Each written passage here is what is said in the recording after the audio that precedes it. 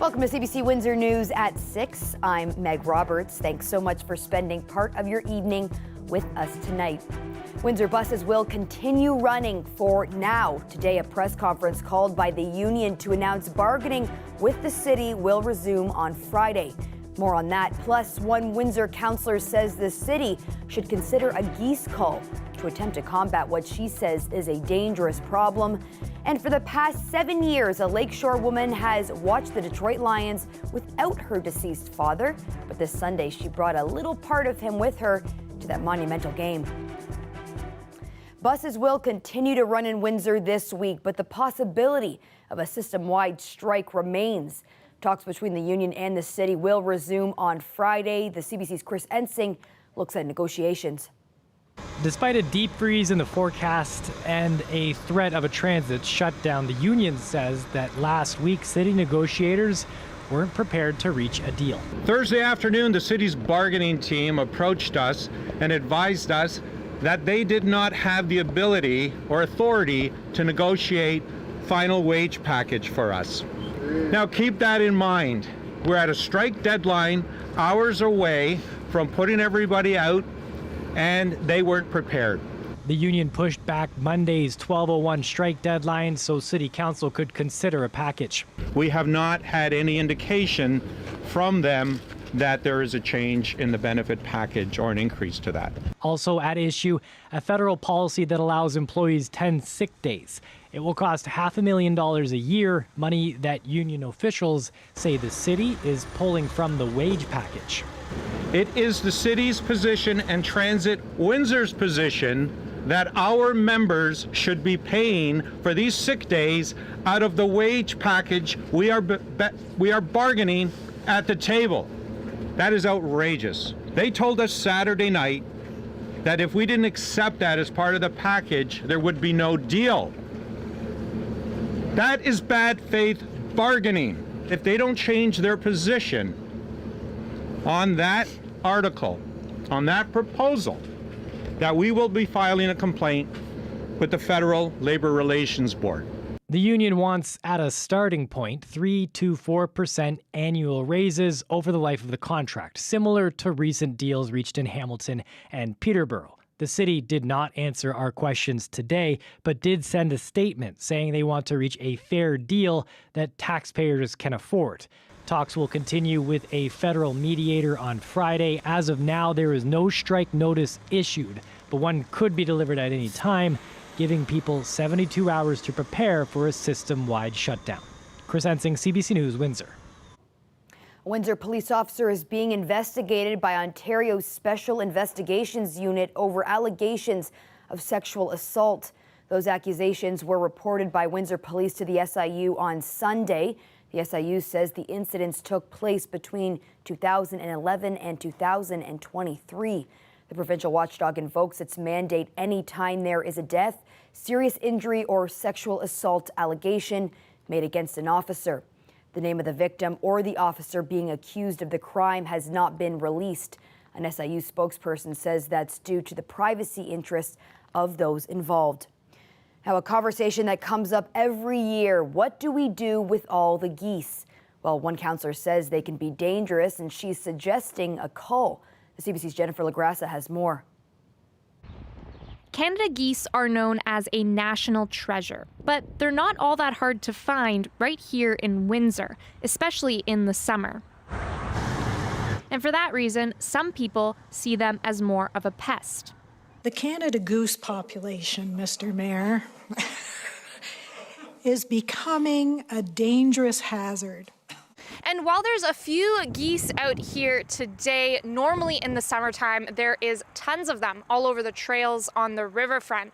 Gignac told council that the number of personal injuries as well as traffic collisions have been increasing as a result of the geese. She didn't say where she got that information from and didn't respond to a request for comment today. I had a resident who encountered a group of geese on the Ganacho Trail. He swerved to avoid them.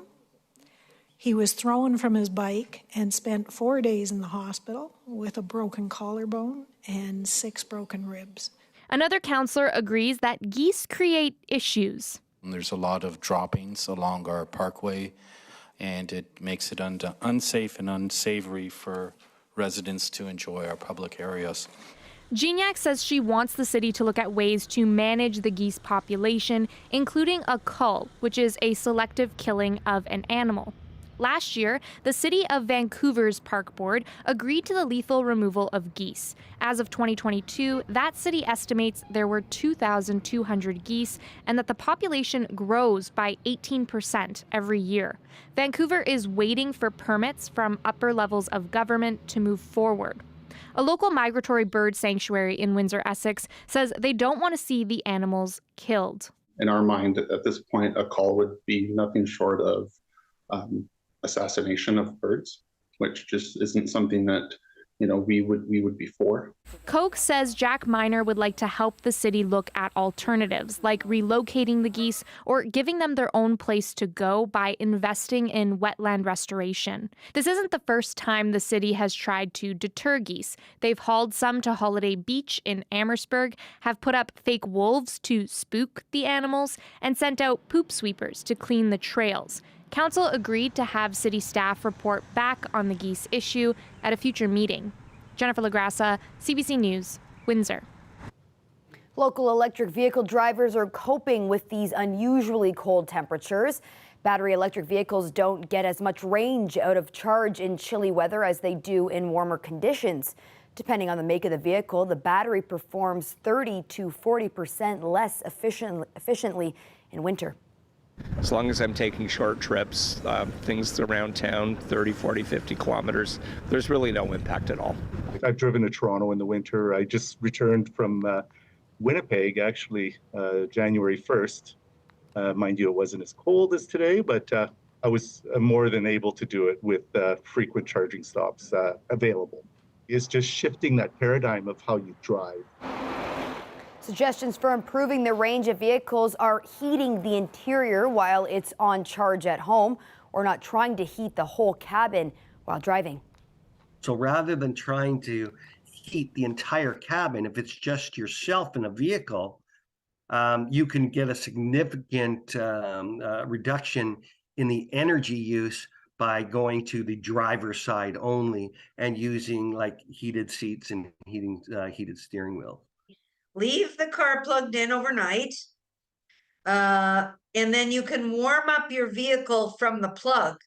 So through an app, and all the EVs have these handy dandy apps where you can turn the heat on in the car. Komar says battery technology is improving and says batteries of the future will perform better in winter. It's a moment Michelle Gauthier's dad, Ronald, had been waiting years for. The Detroit Lions winning a playoff game on home turf. Despite the suffering, they renewed their season tickets for 28 years. 7 years ago, Ronald passed away, and Michelle and her husband took over the tickets. Michelle knew how much her dad would have loved Sunday's game, so she decided to take a bit of him with her. She spoke with Windsor Morning's Amy Dodge earlier today. It's emotional for me because my dad's not here, but he is with me.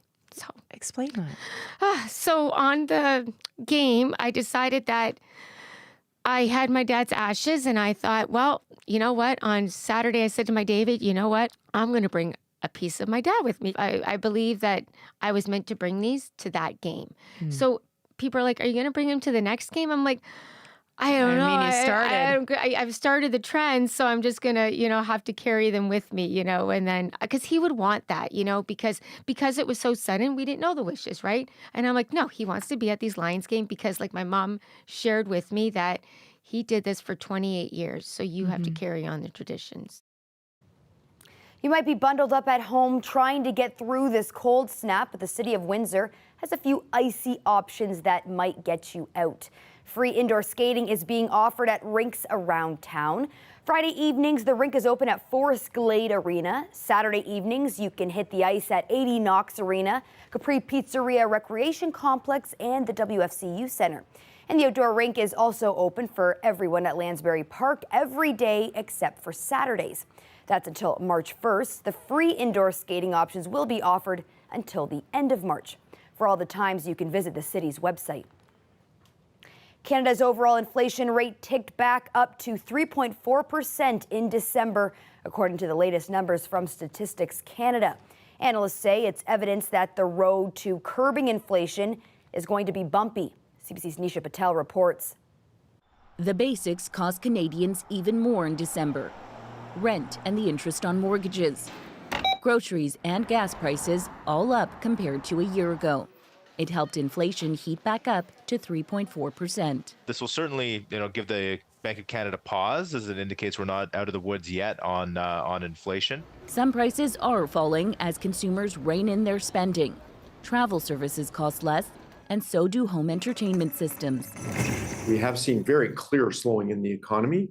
For instance, if you look at GDP, it basically hasn't grown in the last 9 months. The Bank of Canada wants to see inflation cool before it cuts the interest rates that have Canadians paying more to borrow money. Experts forecast that could come later this year, but the situation is still fragile. Because things are so volatile, you can't really make very many forecasts. Conflict in the Red Sea could throw the inflation fight off track.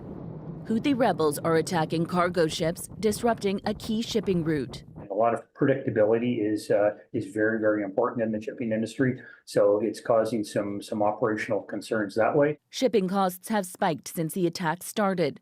Experts say companies could start to feel the strain. We have those delays in transit times.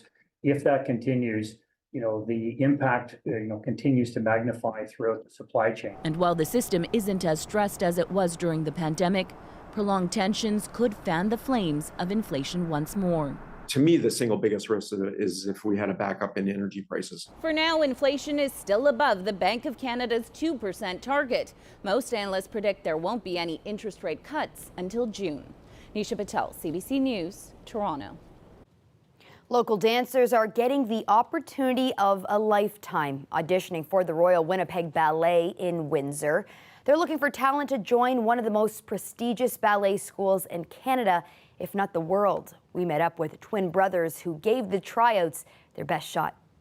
We're here today in Windsor to do audition for the professional training program at the Royal Winnipeg Ballet. Since we are a school that train dancers and our focus is also in ballet, we will start today with just a simple ballet class, and we will look through their physicality and how they move and how they move with the music and how expressive they are. So there's many different elements that we may be looking for. And how did it go today? What did you guys have prepared? What did you have to do? So we effectively at home just made sure that they did all their stretches. I trust that Liam and Shay, they both love dance so much that I trust they know better than I do what to do. So I let them do that. I'm auditioning for the Royal Winnipeg Ballet School. I really want to join and I really want to do the annual program. It wasn't really nerve-wracking, but of course you always have that feeling like you want to get in, so you try your hardest. I feel like she was trying to be positive with everybody, which is nice. You need the positive reinforcement a lot of the time. I love the technique aspect of it all. I'm like lyrical is my favorite style, and ballet goes right along with that. I love the technique and the feeling in ballet. What would it mean to you if you were to be accepted into this program? It'd mean a lot for me because I know how world-renowned this place is, and it also helps me cope that I actually am a good dancer. Dance is amazing. It helps you cope with hard times, or it just helps you express your feelings. Dance is a story, it's an art. To everybody who doesn't think it's a sport, yes it is. I think it would be a wonderful experience. Sure, I'd miss home, I'd miss my family, but would be able to have more opportunities. I would be able to make new friends across the globe. I think it would just be an amazing experience. What is it about dance that you love? I like expressing my feelings. It's an easy way. Instead of getting mad, you can dance through it and show your emotions through your dance. And what is the most difficult part about being a dancer? Ooh, for me, it's the flexibility. My back's flexible, but for splits and stuff, I'm not the most flexible in the room. I need to work on my splits, let's just say that. An award so many Canadian photographers would be honored to receive, but the winner of the 2023 Canadian Geographic Photographer of the Year is going to a Windsor man. Brandon Broderick drives tens of thousands of kilometers each year, crisscrossing the backwoods of British Columbia to capture beautiful and elusive wild animals. Have a look at some of the work that won him first place. My knees buckled. I almost fell to the floor. It was quite an email to receive. I knew I was a finalist about a week before, but the images that they chose as finalists were they were wildlife photos. So I thought I was a finalist in the wildlife category. But when I got that email that said I won the whole thing, that was surreal. It still doesn't feel real. It's a really weird situation to be in. I'm not used to this. So it really depends on the photo that I'm trying, the animal I'm after. If it's, a beaver that's swimming around a pond, I can, I'll sit there all day if I need to. So yeah, 2007, I got my first digital SLR, which was like the first digital SLR that Canon made. And it's just started from there. I started taking photos as backgrounds for my computer screen. And a few people asked to use my photos for theirs. And then I just went with it. Environment Canada has issued an extreme cold warning with temperatures going down to -17 tonight. Hang tight though, those temperatures will be getting a little warmer. Full weather forecast coming up after the break.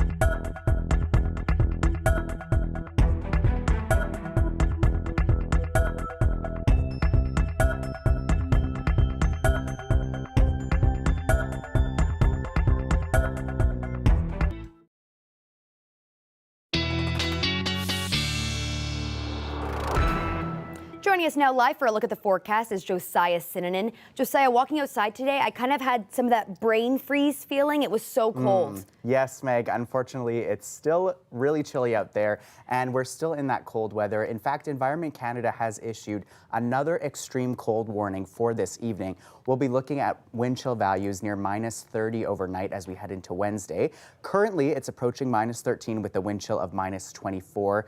But Meg, we will hopefully be leaving behind those double digits in the days ahead. However, here is our current 5-day forecast. Let's take a look. A few days of consistent snowfall ahead. Tomorrow, a high of -9 and a 30% chance of flurries. Thursday, a high of -5 and a 30% chance of flurries. Friday, a high of -6 with periods of snow throughout the day. And for the weekend, Saturday, a 40% chance of flurries and a high of -7. Sunday, a high of -5 and a mix of sun and cloud. That snow taking a small break. So Meg, still some cold temperatures this week, but not quite as cold as tonight. So yeah, make sure you remember those wind chill values could go up to -30. Stay nice and cozy and stay inside if you can. Well, I'm almost, the good thing about the -30 is that ice is freezing, pond hockey, and especially when the temperatures get a little bit warmer, I'm looking forward to some hockey on the pond. Yeah, if you have a backyard rink, it's good news for you. Now's the time to get that ice out there. So I know you're working on something interesting on Afternoon Drive. Can you tell us a little bit about what that is? Yeah, so on today's Afternoon Drive show today, Meg, we did go a little bit outside of Essex County to Oxford County. Over there, we've been keeping an eye on Norwich Township. Now, they recently introduced an interesting policy when it comes to flags.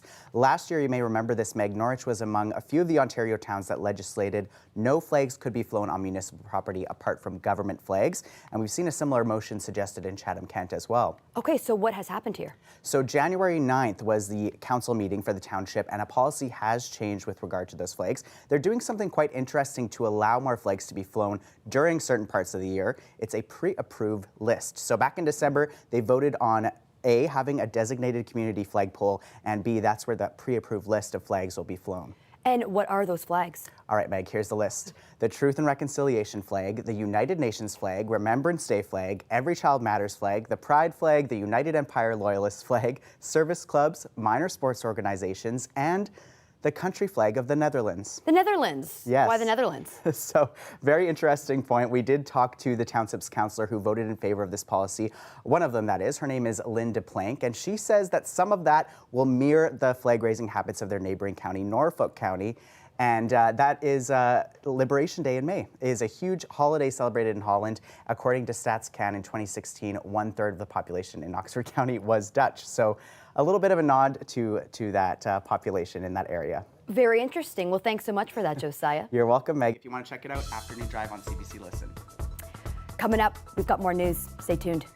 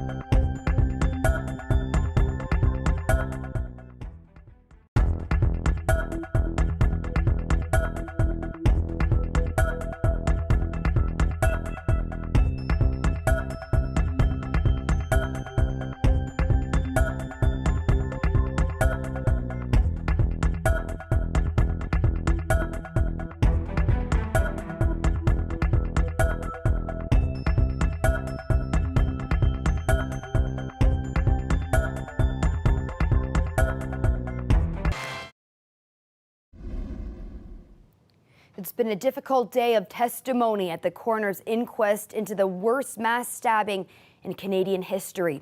Police have been going through minute-by-minute account of the events that left 11 people dead and 17 wounded in James Smith Cree Nation in Saskatchewan.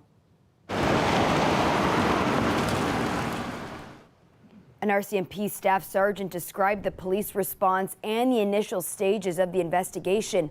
Evidence included 911 calls, text messages, witness accounts, and crime scene photos. The officer said the random nature of the killer's attacks made it hard to follow his trail. He also said some of the victims were attacked as they tried to help or protect others. In September of 2022, 32-year-old Miles Sanderson went on a rampage on the James Smith Cree Nation and the nearby town of Weldon, Saskatchewan. He died in police custody shortly after his arrest. Some disappointing news for Canadians looking to save money on groceries. Loblaws will no longer offer 50% off on perishable items nearing their expiry date. Brett Ruskin has more on the story from Halifax. One way you can sometimes save money at the grocery store is to go to those discount carts, those bins, to pick up something like this. A sticker, 50% off this head of broccoli. I just picked this up here at this Halifax grocery store under the Loblaws brand. This sticker on this soon to expire piece of broccoli is going to expire itself as well, with Loblaws announcing and sharing details that the 50% off stickers are soon to be 30%. That's at Real Canadian Superstore, that's at Atlantic Superstore, No Frills as well, all of the brands under the Loblaw umbrella. So why is this happening? Well, Loblaw corporate communications managers are telling us that there is a wide range of discounts being offered right now, between 30%, 50%, depending on the store. So this offers some predictability and some consistency nationwide, also consistency between Loblaws and its competitors as well. It says that there is a variety of different discounts offered in-store, in flyer, as well as a flash food app. It's called a flash food app. That is the one that Loblaws is advising customers to use, but instead of picking out a piece of broccoli like I did, you have to select a box of a variety of different pieces of produce based on a single picture that you have. So there might be a big bag of onions with a cantaloupe and a soft-looking cucumber and things that you may not always want in that purchase. You don't get to see and feel and see what you're buying before you purchase it. You secure it with the app, go and pick it up in store. You're forced to buy a picture. You can't really see the product, and these products are not as fresh. And so you want, as a consumer, you want to see your product before you actually buy it. You can't see if there's molding or anything like that. You basically have to make that leap of faith before you purchase anything. And so grocery chains pushing customers to use that app to perhaps save some money, but also get rid of some of its soon to expire produce. The main takeaway, those 50% off stickers that you see on produce that's set to expire soon like this will now read 30% at Loblaws stores all across the country. Brett Ruskin, CBC News, Halifax. There's always been a lot of fighting in Washington, D.C., but not like this. The area has seen a lot of snow the past couple of days, and that inspired the Washington, D.C. Snowball Fight Association to hold a massive battle on the National Mall. Employees of the National Gallery and the National Air and Space Museum took aim at each other. The Clash of the Titans was called the Battle of Snoppenheimer, a cheeky reference to the hit movie Oppenheimer, and it was a throwdown for the ages. Well, that's it for CBC Windsor News. Don't forget, for news anytime, you can go to our website at cbc.ca/Windsor. Thanks so much for tuning in. Looking forward to seeing you back here tomorrow night.